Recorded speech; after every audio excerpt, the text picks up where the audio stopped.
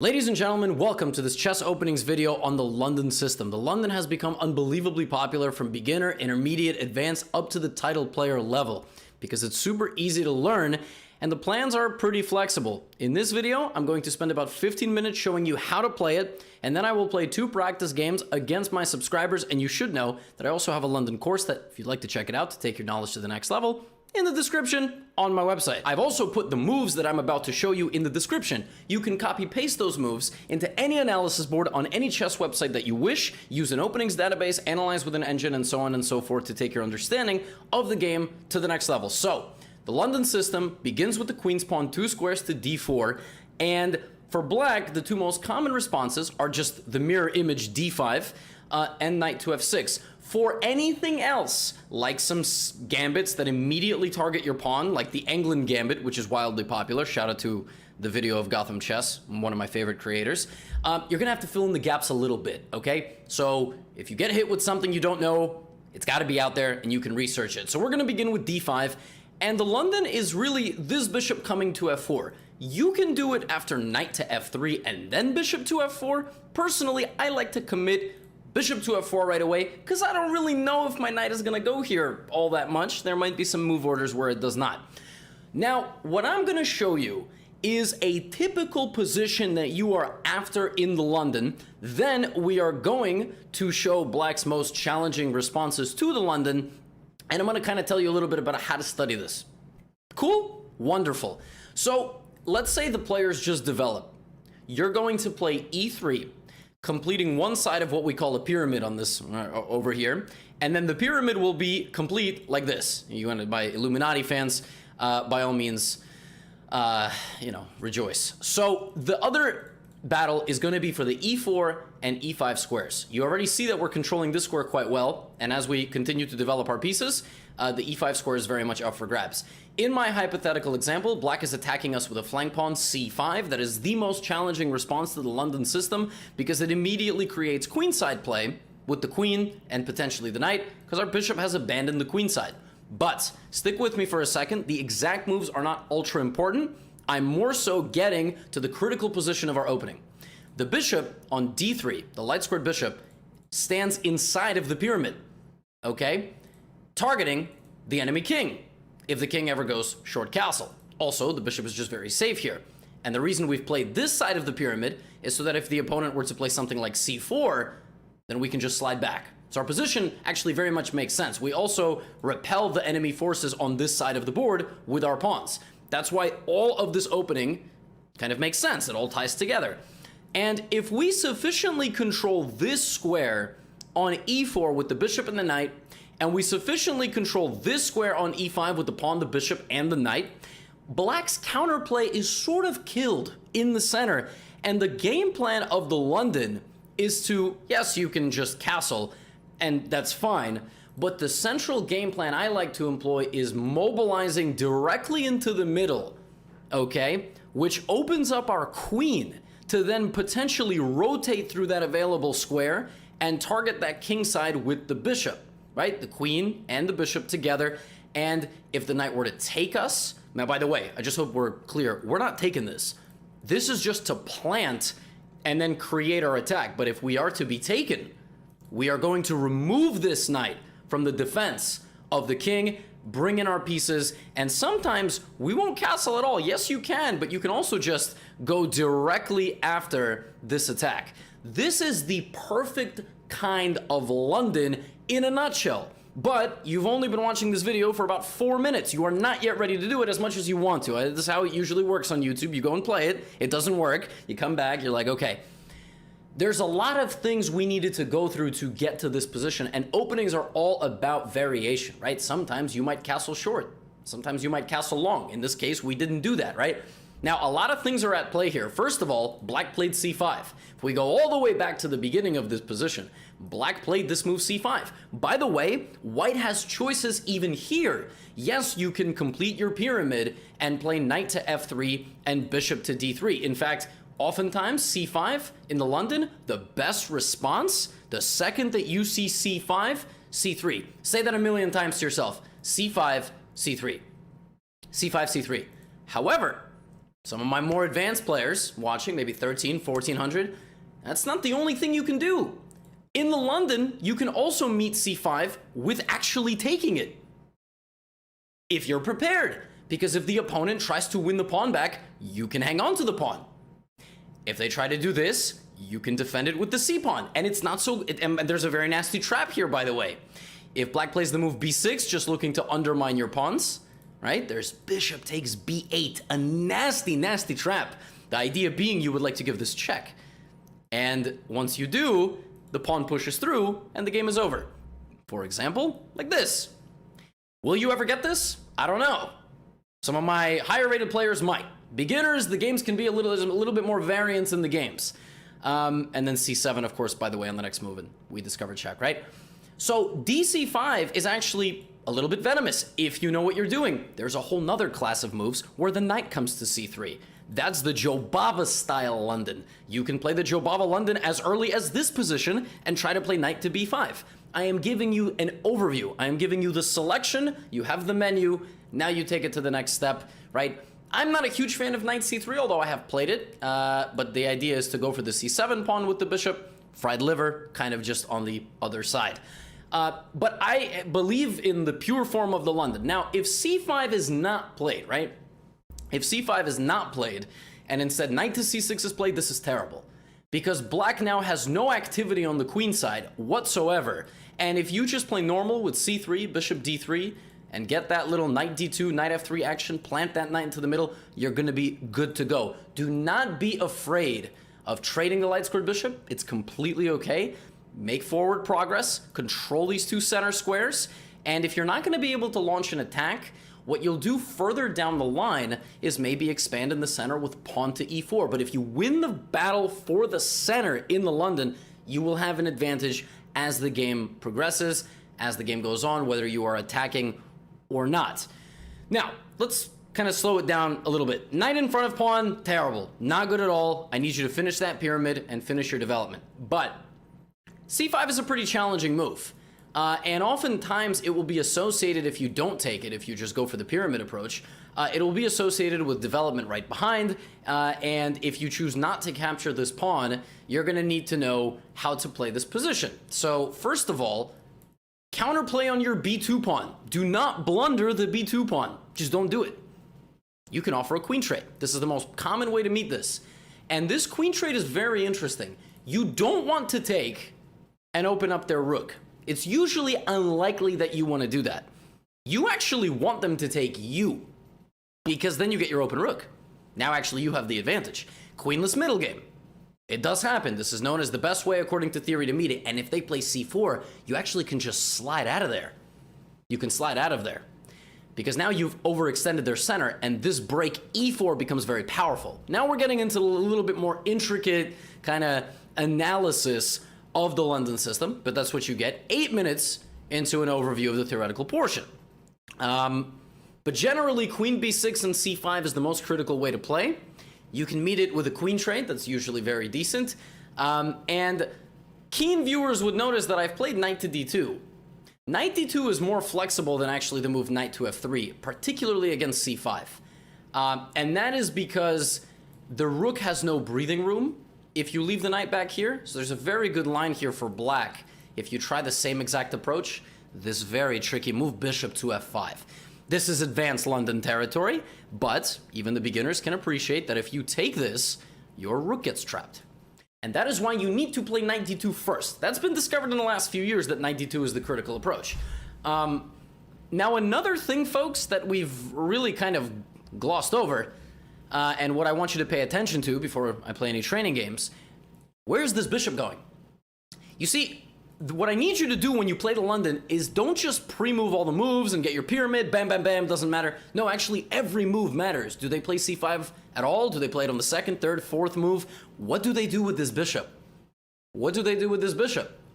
If the bishop comes out to f5, yes, you can continue in pyramid style with bishop d3, c3, blah, blah, blah. But personally, I actually very much like that when they leave their light squared bishop, I like to turn this into a queen's gambit.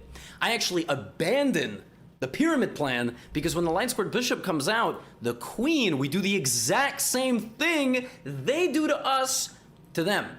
C-pawn, queen, C-pawn, queen, boom, down to B7. By the way, if you're like at 800, 700, what's going to happen in some of your games is you're going to win the whole queen side.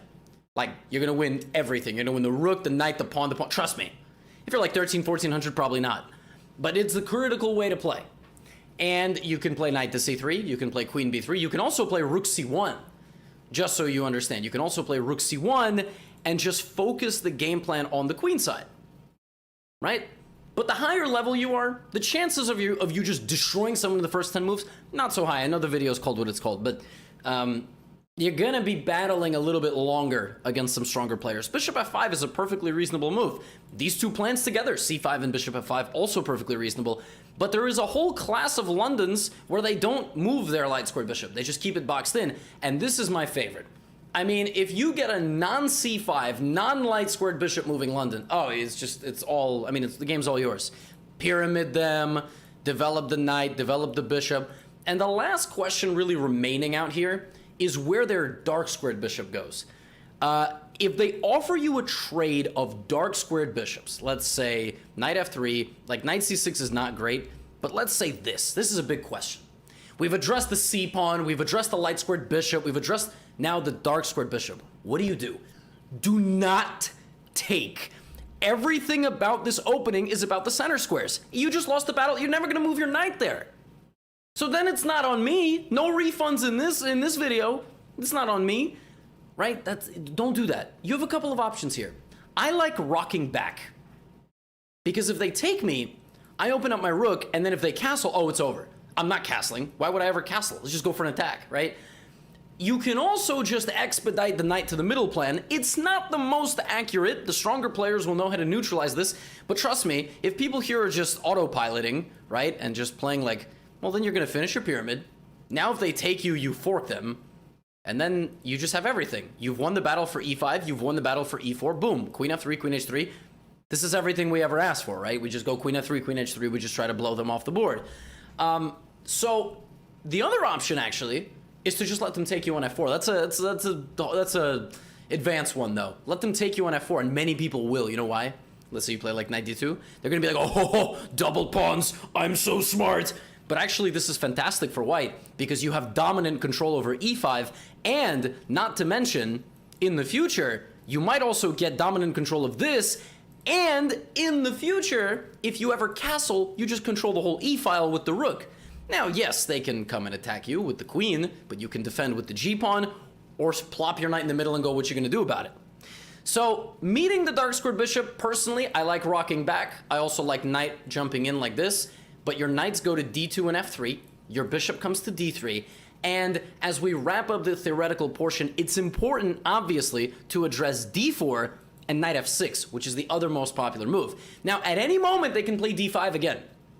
At any point, they can play it on move 2, 3, 4, whatever. If you play like this, if you play the London, and they don't play D5, the only other thing they could really do here is play G6 or C5. Everything else is bad. If they play this, they have no other choice. They have to play C5 or G6. Personally, against G6, I think that instead of playing in traditional style, you should play knight to C3. This is my favorite. And queen D2. And the whole point is that you are going to try to trade this bishop. And if they ever castle in, you will castle long. This is my favorite way to play against the King's Indian when I see a London. Queen with the bishop, long castle, plop a second pawn in the center if they let you. If they let you, most people will not. So most people will play D5, and then you have to play bishop H6.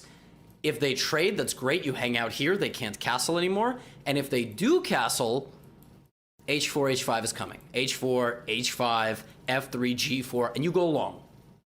And then you need to build your experience. Obviously, you need to fill in the theoretical gaps. What's the most critical line? This and that. But that's the way I like meeting the King's Indian, and that's actually why I don't like knight F3, because I don't know what they're going to play. This is much more flexible, in my opinion. Now, C5, I have a video already, which was a kind of a joke counter to Agad Mator's Crushing the London System video. So you should watch as many of my London System videos as you can. Here, there's a couple of ways to play. Just defending your center, like this is good if you remember C5, C3, that mini lesson. Not the best move order in this particular case. E3 and knight c3 is good, but this is already a pretty advanced move order. If you're like anywhere about like 1400 and up, you could just keep the center closed. You can actually take, there are some lines, but this is another thing that you need to incorporate if you're going to play bishop f4 against knight to f6. I'm going to take on some of my viewers now to kind of try to bring some of this home a little bit more. The first person is rated about 700 blitz, but actually 1,000, 1,100 rapid. And the next player is about 1,000 points higher than that. So we're going to try to cover the entire rating range, so to speak. And, you know, people are going to be like, well, it's a low-rated player. It's not... Just watch. Okay? Here we go. Actually, 600. Wow. But my opponent is 1030.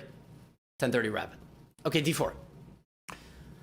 So hopefully people don't think I'm just bullying my opponent. Okay, we have g6. So we don't have d5. We don't have knight f6. We have g6. Now, yes, you can play e4 here. I'm going to play bishop to f4. And bishop g7. Now, what did I just tell you? Knight c3. My air conditioner started rattling, so I had to turn it off. Let's go put 2 pawns in the center. That was always the plan. I'm going to let my next opponent know not to play this system, just so we don't have a repeat.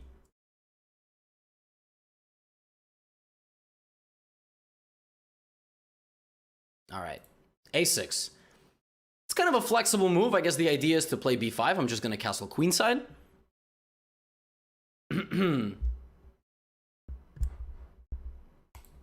b5. Interesting. The king is stuck in the middle. I still believe h4, h5 is a decent plan. My plan to go here doesn't quite work, right? So this is the way you learn your openings. And I could crash down the middle. I could play h4, knight f3. It all looks pretty decent, to be honest. I guess I'll just develop a piece. I don't exactly know what the plan is, but if my opponent keeps the king in the center too long, e5 is coming. I'm not too worried about b4, because let's be serious. I have 2 knights, bishop, queen out. I'm already castled. 1 pawn wandering in and attacking my knight doesn't scare me a whole lot. Bishop b7 is very reasonable. I can finish developing completely. I can try to launch an attack. I don't know. Everything looks pretty decent. I think this is pretty principled. Just try to go forward. Bishop takes f3 actually looks like it wins a pawn. It might, because takes and then take on e5. I'm not convinced that's a very safe position. Probably bishop to d3 would have been a little bit more solid, but we're gonna try to get into the intermediate mindset here. Like, all right, well, what have I learned from my opening? I learned that I castle long against the King's Indian setup, and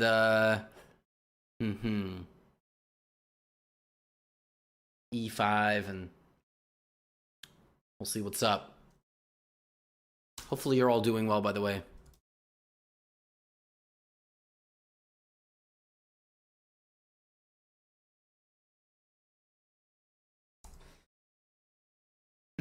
h6. Very strange setup here by my opponent. This is actually good practical experience for anybody watching, because yeah, this is really quite unique. I don't know. I mean, I can play rook e1. So much stuff looks pretty decent here.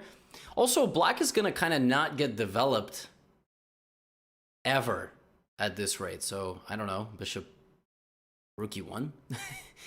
I want to take and open up the center, but maybe not yet. Maybe everything looks decent. Let's go rook e1. I don't know, folks. I don't know.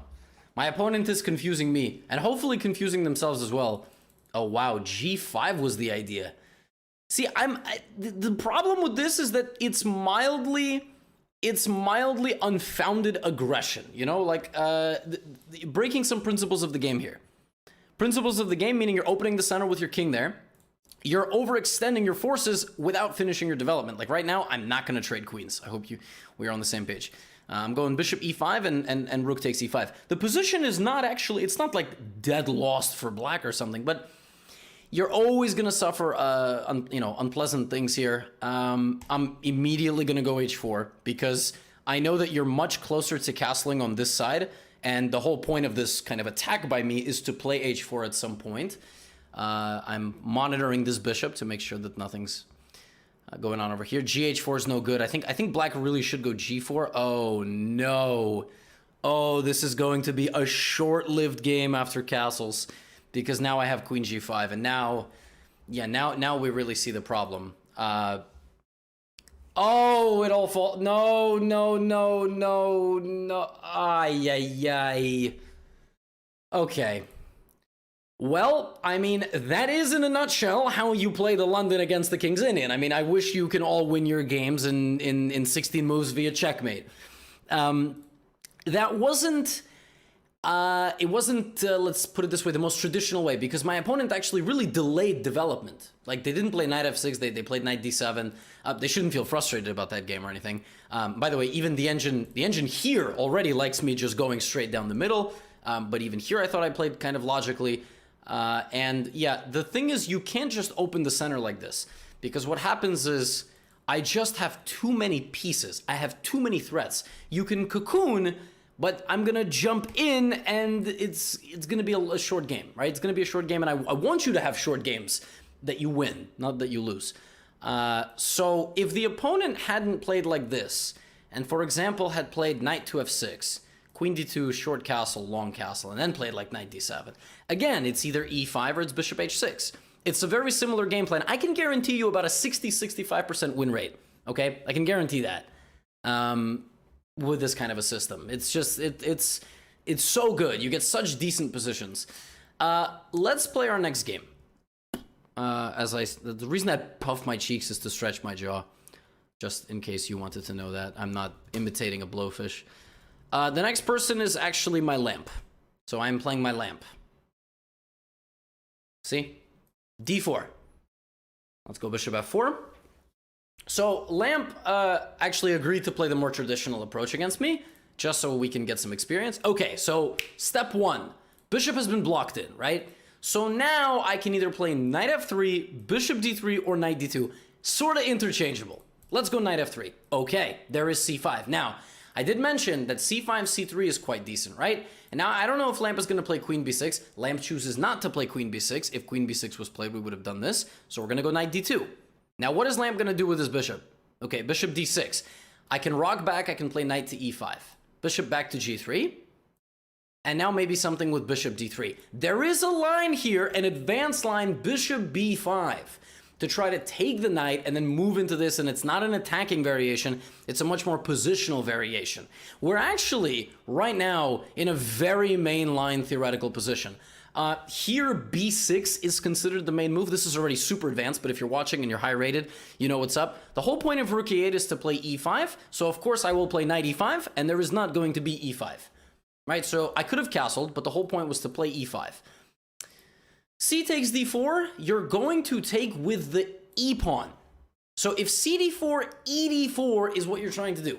And by the way, you should credit yourself making it this far. This is very instructive. Why? Because if you take with the c-pawn, why isn't your knight on c3? You take with the e-pawn to open up your e-file. Now, I can play short castle. I can also begin an attack of some sort, like with f4. I don't know which is best. Remember, you're not taking. That's really not what you're trying to do here. I'm actually going to castle. So we're going to try to play a little bit more of a positional game, because opponent has a light squared bishop that's sort of blocked out. We've won the battle for the center. And knight d7 might already be devastating after bishop takes. Oh, we can expedite this attack. Bishop takes h7, I think, is winning. Bishop takes h7 is everything this video is all about. Oh, I'm hype. This might be very good. Now, yes, we are investing quite a bit of material here after bishop takes h7. But queen h5, king g8, and then queen here could be devastating. We're getting in, and it could be very bad. Okay, but opponent just goes king f8, which... Huh. That actually... I didn't really... Can we take on f7 anyway? King f7, queen h5... Maybe not. Maybe now we just bail out into a slightly better position. By taking on d7, for example. We also can still probably play queen h5, but then maybe the knight comes back to f6. King f8 is a good move. Actually, it's quite a resourceful defense. I think I'm gonna play f4. I really want to defend this knight, and if it gets taken, I want to open. Now, if my bishop gets locked in, I think I'm already just all in. I'm gonna sacrifice to get it out, get 3 pawns for the piece, and a wide open king. This is typical London stuff, believe it or not. Typical London kind of position can turn into this. Now we're going to back up, and nothing has changed about the position, except we won the h7 pawn, and now we're already creating a new attack, right? So this is the power of winning the battle of the center, because black has nowhere to go. Like, black has no initiative on the queen side.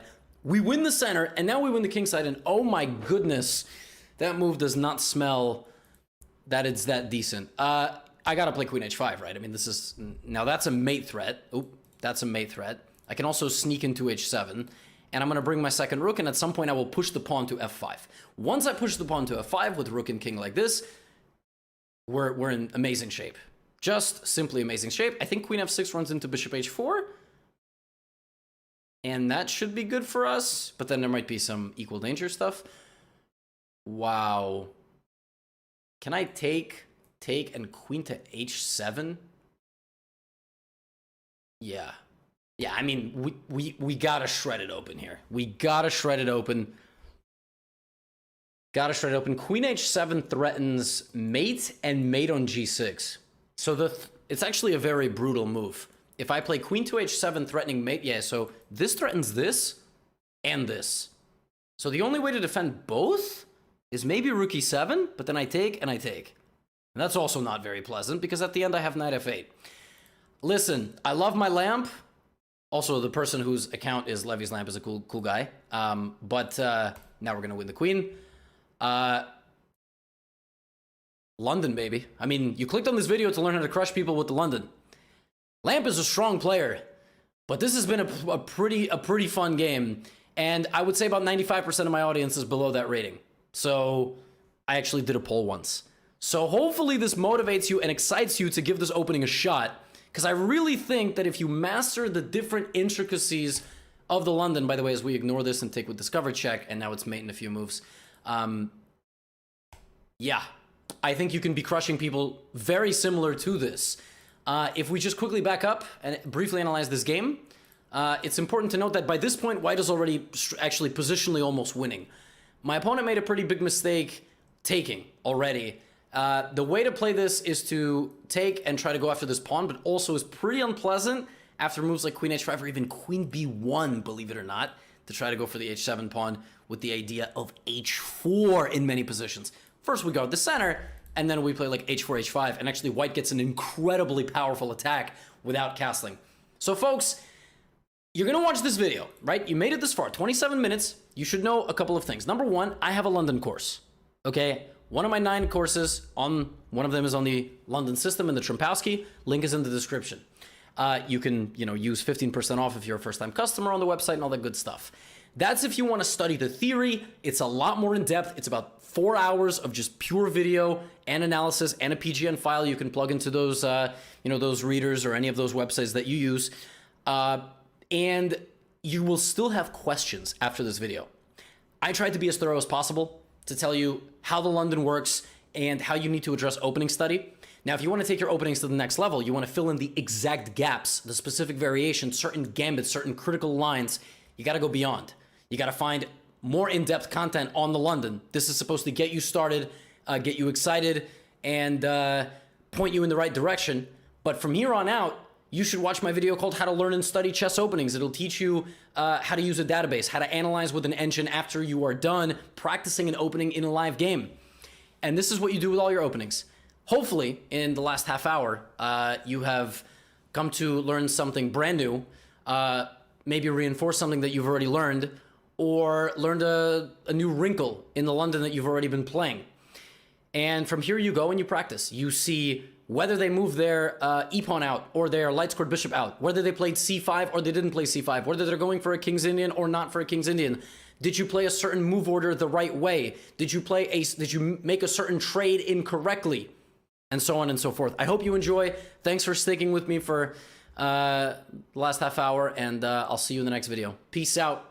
Get out of here. Oh, before I go, actually, if there's any other openings you want me to cover and I haven't made a video on it yet, let me know in the comments. You know what to do.